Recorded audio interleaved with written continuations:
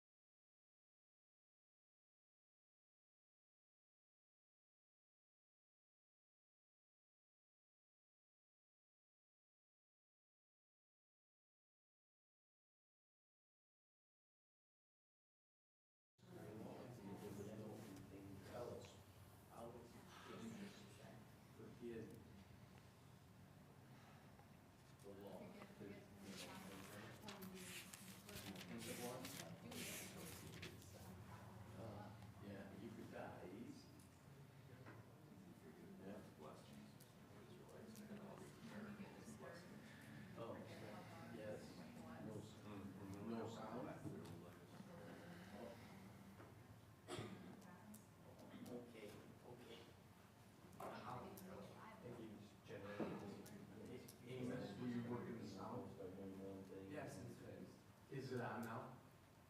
Yes.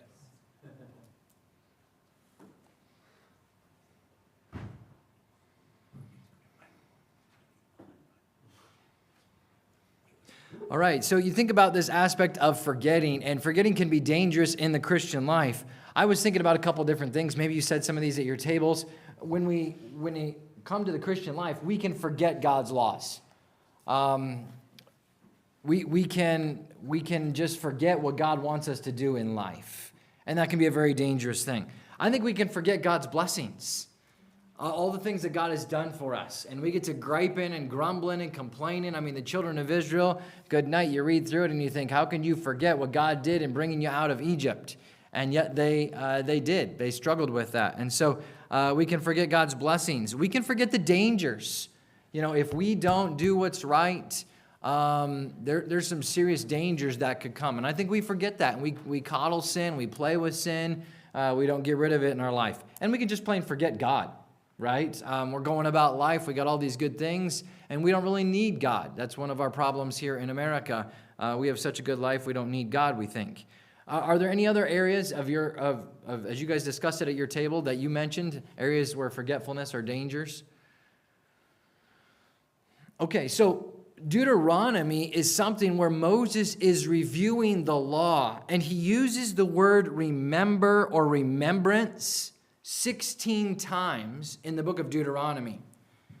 The word forget of various forms is used 13 times in the book of Deuteronomy.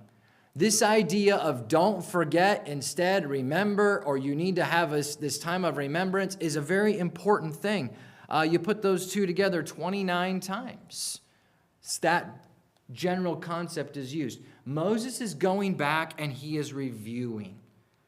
And that third paragraph tells you that really the book of Deuteronomy, most people see it as 3 sermons of Moses. Yes, he reviews the laws are written there, but it's almost like they're 3 sermons, 3 messages, addresses that Moses gives. And they're kind of grouped in the same way that the outline is. Point number 1, it's a sermon about the past. Point number 2, he gives all the commands. Point number 3, he talks about the future. And point number 4 is really is not one of his addresses. It's dealing more with his death and some of the historical things in that way. So it's kind of neat to see how this is laid out here in the book of Deuteronomy. Deuteronomy is quoted in the New Testament more than any Old Testament book. How many books are there in the New Testament? Pop quiz. 27, right? And yet 21 of the books of the New Testament quote from it. And they quote from it more than 80 times. So that's quite a few times. Jesus frequently quoted actually from Deuteronomy. So it's kind of like, it's probably not fair to call it Cliff's Notes of the law. But you know, you got it all reviewed, you got it all put right there in one book, and so it's an easy book to reference in that way. The book of Genesis promised that Abraham would have the land. And the land is a major theme in the book of Deuteronomy. What are the children of Israel getting ready to do in the book of Deuteronomy? Enter into the promised land. And so the land is a major subject. One estimate said it's talked about some 200 times in the book of Deuteronomy. It's going to reference to going to get the land, inherit the land. Rest in the land is going to be a major phrase. You need to go, and when you enter in, you will have rest there. God's going to have a chosen place in that land where his name will dwell, is another expression. His name will dwell on that land. Many years later, where's that chosen place in the land of Israel going to be? What's the main town? Jerusalem, right? And so God is prophesying these things. All of this that was discussed in Genesis about the land, much of it is going to be fulfilled, is on the way to being fulfilled. And so this subject of land is a major subject. Now, in our American world, if you heard or if you read a piece of paper that said this: Mr. and Mrs. Smith, together with Mr. and Mrs. Jones, request the honor of your presence at the blank of their children on June the 24th, 2025 at 7 o'clock in the evening. What kind of a document did I just describe? Wedding invitation. You know, because of American culture, you've read wedding invitations before. You know the general flow. They might adjust a little bit here and there, but I just recited that off to you, and you're like, oh, that's a wedding invitation. When people read the book of Deuteronomy and have studied that day and time, they can look at this document and they say, oh, that's a document of, not a wedding invitation, but it was a treaty or a covenant format that was often made between a superior king and inferior kings. If they would come in and conquer other nations, and they were kind of over a whole group of nations, or a treaty of a lord to his people. This format is very much, very, very common as a treaty, and they just recognize it. The first 5 verses are kind of like the preamble, which was common, all right? Verse 1, Deuteronomy 1, verse 1, these be the words. By the way, that's the title in Hebrew. Remember, the title of the first 5 books of the Old Testament are all based upon some of the first couple statements in there. And so we call it Deuteronomy. The Hebrews call it the words. These be the words which Moses spake unto all Israel on this side Jordan in the wilderness, in the plain over against the Red Sea, between Paran and Tophel and Laban and Hazeroth and Dizahab. There are 11 days' journey from Horeb by the way of Mount Seir unto Kadesh Barnea. And it came to pass in the 40th year, in the 11th month, on the first day of the month, that Moses spake unto the children of Israel, according unto all that the Lord had given him in the commandment unto them. After he had slain Sihon, the king of the Amorites, which dwelt in Heshbon, and Og, the king of Bashan, which dwelt at Ashtaroth in Edrei. On this side Jordan, in the land of Moab, began Moses to declare this law, saying. And so that's a common preamble. It was normal in one of these treaties for them to do that. Then would often come a historical section. That's Roman numeral 1 in your outline. And in that section, the king would review good things that he had done for his people. These are some of the blessings. This is what you've gone through. These are some of the good things that I've done for you. That was very common for them to do. And then he would give laws. Okay, I've done these good things for you. These are my expectations. And actually, this section of the laws, the commandments in Roman numeral 2, is really broken down. There's basic laws. And then he gets really specific in the second half of that section, which was very common. All right? As it talks about Israel's future here, that's also in a normal covenant something that was curses and blessings. The king would say, hey, I'm your king now. If you don't obey, this is going to be the punishment. These are the curses. If you do obey, these are the blessings.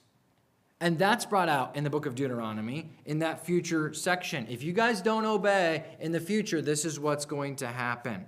All right? Chapter 32, which is part of that fourth section, describes witnesses. And there were always witnesses to the covenant as well.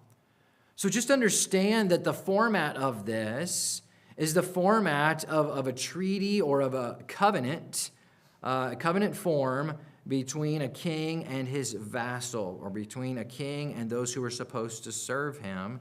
And that's just the format of it, which is really kind of cool because God gives his word to us in many different forms. The book of Psalms, he gives us his word in the form of songs. In the historical books, God gives us his word in the form of stories. God gives us his word in the book of Revelation in the form of prophecy. And so Deuteronomy gives you his revelation in the form of a covenant. And so that's just a little bit of a side note in addition to what is stated in your text there. All right? One thing that's exciting about this covenant, though, is that this covenant is much warmer and much more loving than the typical covenants of those days. And there's some different indications of that. Deuteronomy 6 in verse number 6, or 4, 5, and 6 talks about, "Hear, O Israel, the Lord our God is one Lord, and you shall love the Lord your God." There's that sense of loving. Other Bible students have noted that when it comes to the curses and the blessings, I believe, come first.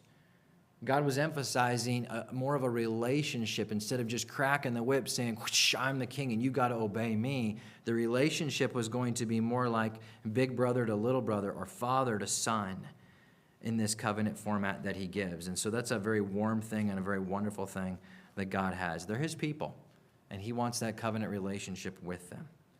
All right, so Roman numeral 1, as we look at the bottom of the page, is a review of the past in the first 4 chapters. And Moses begins his first message, his first sermon, reviewing the past. The nations gathered on the plains of Moab on this side of Jordan near Mount Nebo. And if you want to turn to page 28 in your notebook, you can see a little bit of that map. You have Egypt on the left-hand side. And they come out of Egypt following the dotted line down to the bottom. And number 1 there, you can fill that in if you want to as being Mount Sinai in the blank there. And then from Mount Sinai, they come up to number 2, Kadesh Barnea. And we studied that last week in the book of Numbers. They come into Kadesh Barnea. They were supposed to go into the land of Canaan. That's number 3, Canaan.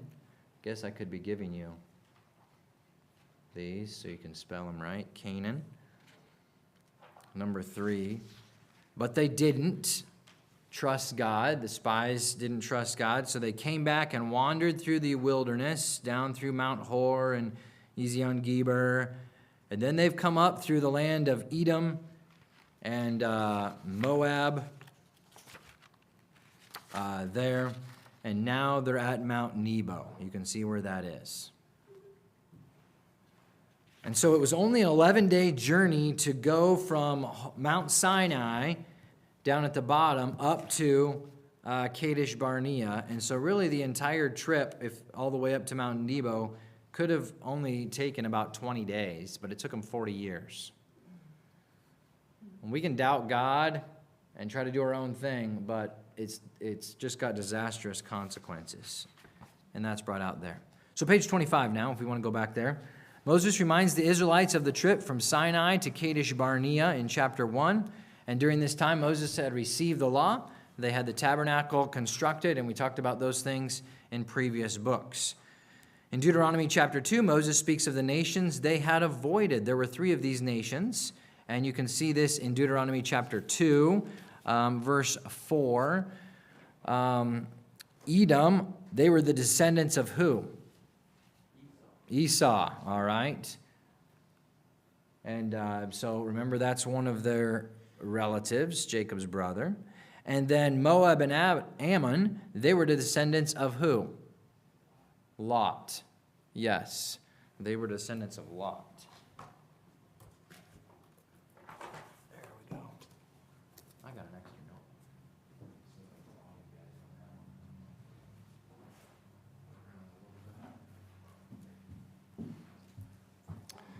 note. So here's, they've avoided these two countries, and since these three nations are blood relatives, God did not permit the Israelites to fight them. God simply protected Israel as they traveled through these nations' borders. And then in chapter 2, verses 24 through chapter 3, Moses tells of the nations they have defeated. Israel was kind to these people by offering to march through peacefully, but the nations attacked them, and so God conquered them. And this should have been encouragement that, hey, God conquered these nations, and God's going to give you victory as you enter into the promised land. And Moses reviews that, and he reminds them of that. Again, they need to remember some of these details. All right? So here's my discussion question. As Moses reminds them of some of the good things God has done for them, what is something special or good that God has done for you in the past? All right? It doesn't have to be this last week. Can be. Maybe it was 10 years ago. But what's just something great God's done for you in your life? Take a minute at your table and discuss that, all right?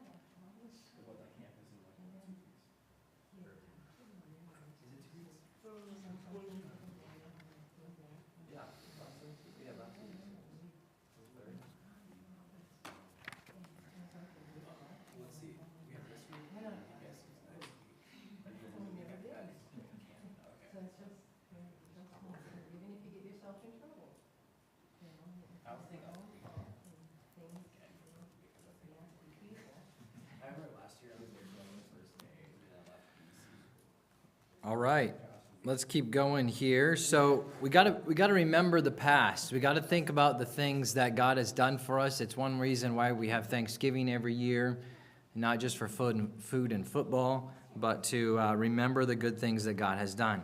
In chapter 4 and verse number 2, God warns Israel about something of which the scribes and Pharisees were guilty centuries later. Let's look at Deuteronomy 4 and verse number 2. Ye shall not add unto the word which I command you, neither shall ye diminish aught from it, that ye may keep the commandments of the Lord your God, which I command you. What was the warning here? Summarize verse number 2 in your own words. Okay, don't add was half of it, and what was the other half?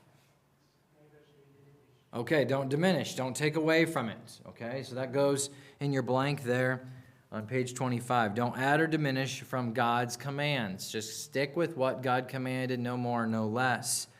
What's the other caution that is given in verse number 15 through 23? Let's look specifically, just for sake of time, at verse 16. Lest ye corrupt yourselves and make you a graven image, the similitude of any figure, the likeness of male or female. What's the warning there? What are they not supposed to make? Idols, all right? Don't make a graven image. Don't make this idol that you're going to worship. He gives them some warnings there, all right? So with that, then we come into the commandments for the present. He's given them a reminder of all of God's goodness in the past, and now he's going to give them commands. You know, the children of Israel in the book of Numbers had the opportunity to come right up to the promised land and go right in with the spies. They chose to doubt God. And now they have, 40 years later, a second chance. And so God is renewing his covenant with them in the book of Deuteronomy, reminding them of his covenant with them. And so he's going to give them the laws that they need. And they're going into this land where there is just an abundance of wickedness, an abundance of sin. And they need to be reminded here of some very serious dangers when they come into this land, all right? And let's look at the important warning God gives in chapter 7, verses 3 and 4. Deuteronomy 7, verses 3 and 4. Neither shalt thou make marriages with them, thy daughter thou shalt not give unto his son, nor his daughter shalt thou take unto thy son. The warning there about not making marriages with them. And there's even an understanding here of the important role parents have in this. We understand that maybe some things are done a little bit slightly different in our day and time than theirs, but certainly parents, we have a great deal of influence here. And what's the big reason about this? Verse number 4, for they will turn away thy son from following me, that they may serve other gods, so will the anger of the Lord be kindled against you and destroy thee suddenly. This is a big deal. And listen, we do well to remind ourselves of this. We do well to our young people. Let's apply this to the modern situation of dating. I like the expression, choose only a date that would make a good mate. Don't date somebody that you wouldn't be interested in marrying, and don't be interested in marrying somebody who doesn't know Christ as Savior, who's not passionate for Jesus Christ. Have there been stories in which someone has and God has worked and someone's life has been changed? Sure, but those are the exception and not the rule. Many, many people who are believers in Jesus Christ who have married somebody who doesn't know Christ as Savior, it has turned out disastrously. Just resolve in your hearts, and parents, let us teach our children from an early age, marry somebody who is a believer in Jesus Christ and living for Christ. It will impact everything. What are you going to do with your money? Are you going to tithe or not? What are you going to do with your week? Are you going to go to church on Sunday or not? What priorities are you going to give to your kids? Serve God or not? You can think that this is a little thing, but if it's a little thing, that means that God is a little thing in your life and he doesn't matter that much to you. Don't make marriages with unsaved people. The principle still applies today. And then they're going to go in and they're going to conquer this land. And that paragraph there, after that warning, I'm always behind on this. Okay. Don't marry. All right. The next little paragraph talks about sometimes people today really struggle with how cruel this may seem to be, that God sent them in to conquer them. One of the things that I'm reminded is that God had many years of patience. God said it would be 400 years before he would conquer that. He told that to Abraham. God gave him 400 years. And so God was very long-suffering. God was very patient with the people of the Canaanites. And so we could spend a whole lesson just talking about that subject in today's culture and the challenge that is. In chapter 8, verses 11 through 17, what does Moses caution the people about? Let's look at chapter 8. 11 to 17, and it came to pass at the end of 40 days and 40 nights that the Lord gave me the two. I'm in chapter 9, sorry. That's why it doesn't look right. Okay, chapter 8, verse 11. Beware that thou forget not the Lord thy God in not keeping his commandments and his judgments and his statutes, which I command thee this day. Lest when thou hast eaten and art full, and hast built goodly houses and dwelt therein, and when thy herds and thy flocks multiply, and thy silver and thy gold is multiplied, and all that thou hast is multiplied, then thine heart be lifted up, and thou forget the Lord thy God, which brought thee forth out of the land of Egypt from the house of bondage. And on it goes there. What was the caution there? You weren't supposed to number the people? You did say. I would go verse 11. Don't forget God, right? After he's done so many good things. They're going to get in, and they're coming into the promised land. They're going to live in cities that they didn't build, houses that they didn't build. They're going to eat from vineyards that they didn't plant. They're going to have a good and plenteous life there in the promised land. And God warns them, don't forget me.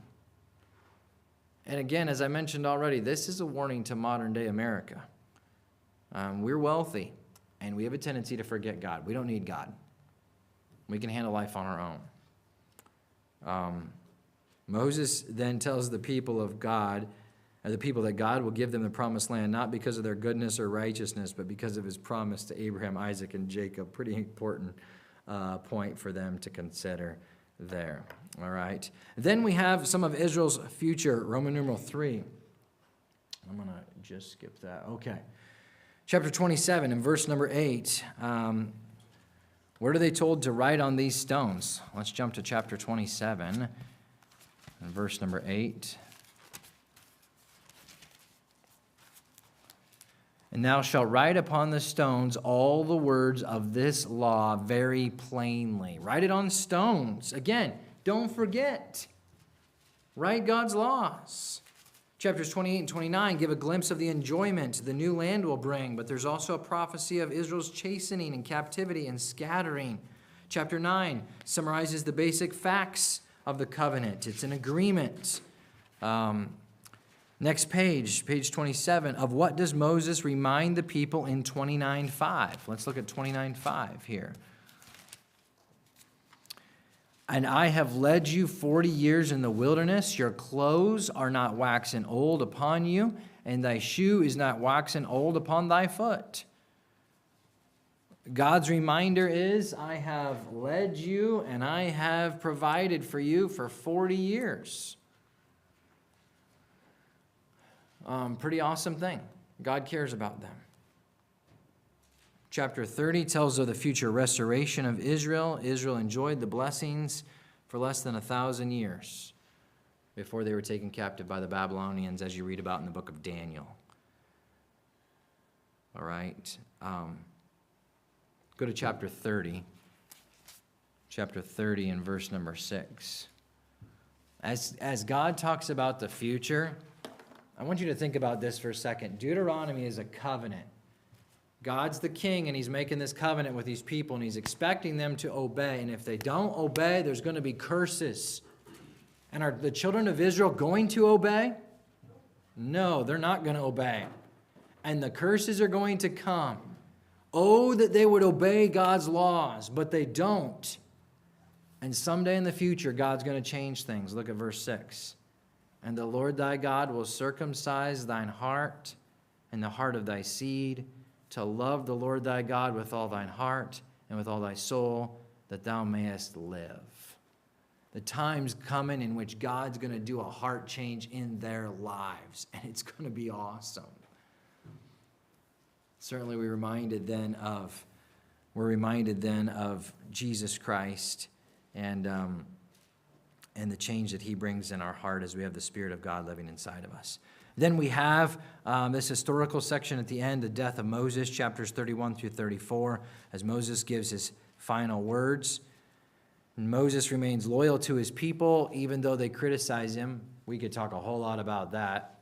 That's an amazing thing. They've rebelled against him. They've lied about him. Moses doesn't enter the promised land, yet he does everything so that they can enter the promised land. And by the way, he failed in handling his people at one point, and it cost him dearly as he led those people. But of course, in chapter 31 and verse 14, Moses announces the new leader. Who's the new leader that follows Moses? It is Joshua, all right? Joshua's the one who follows there. They're supposed to read the book of Deuteronomy every 7 years at the Feast of Tabernacles. Again, there's that theme, that concept of remember. Don't forget. Chapter 34, God allows Moses to view the promised land, which is a symbol of what the law can do. Moses is the only human being God has ever buried. In chapter 34, verse 6, let's look at that and get our last couple answers here. And he buried him in a valley in the land of Moab over against Beth Peor, but no man knows of his sepulchre unto this day. And so he's buried in a valley of Moab. There's your blank there. And how old is he? Verse number 7. And Moses was 120 years old when he died. All right, 120. The people weep for Moses for a month. And like many good people, he's more appreciated after he's gone than when he was alive. And they're now ready to enter the promised land. All right. Many Bible students say it is amazing to see how much the book of Deuteronomy then influences Joshua, Judges, Ruth, 1 Samuel, 2 Samuel, 1 Kings, and 2 Kings. They very much carry out the concepts that are taught in Deuteronomy. Similar phrasing, similar reminders all the way through that. The books of Chronicles, historical books, but probably written a little bit later, and so just different than 1 and 2 Kings. So God expects his people to respond with loving obedience to who he is and what he's done. He gives them this covenant, and he expects them to obey because of who he is and what he's done. And the same is true in your life. God expects you to obey him because of who he is and what he has done. So that's a little bit about the book of Deuteronomy. Lord willing, next week we'll look at the book of Joshua. All right. Thanks for coming. You're dismissed.